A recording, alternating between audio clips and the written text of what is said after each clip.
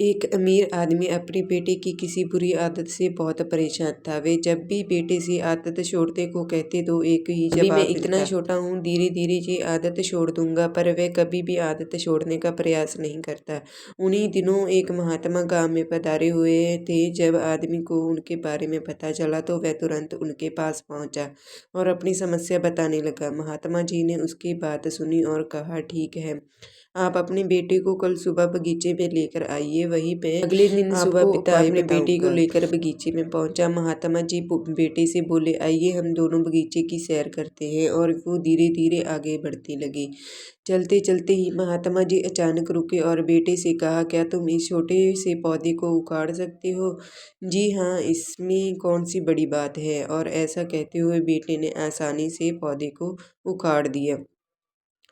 फिर वे आगे बढ़ गए और थोड़ी देर बाद महात्मा जी ने थोड़े बड़े पौधे की तरफ इशारा करते हुए कहा, क्या तुम इसे भी उखाड़ सकते हो? बेटे को तो मानो इन सब में कितना मजा आ रहा हो।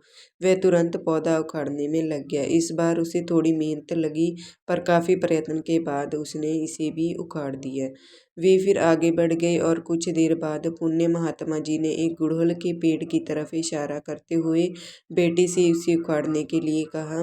बेटे ने पेड़ का तना पकड़ा और उसे जोर जोर से खींचने लगा। पर पेड़ तो हिलने का नाम ही नहीं ले रहा था। लेकिन जैसे तैसे करके बहुत मेहनत के बाद उसने वो गुड़हल का पौधा उखाड़ दिया और आगे चल दिए। इसके बाद जब थोड़ा आगे गए तो महात्मा जी ने लड़के को एक बड़े दरख्त को उखाड़ने के लिए कहा।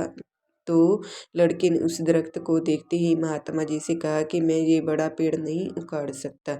तो महात्मा जी ने उसे प्यार से समझाते हुए कहा, बेटा ठीक ऐसा ही बुरी आदतों के साथ होता है।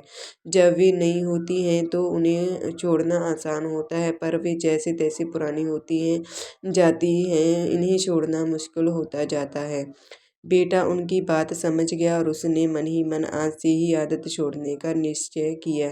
तो दोस्तों, आज की स्टोरी आपको कैसी लगी कमेंट करके ज़रूर बताना। तो मिलते हैं एक न्यू स्टोरी में। धन्यवाद।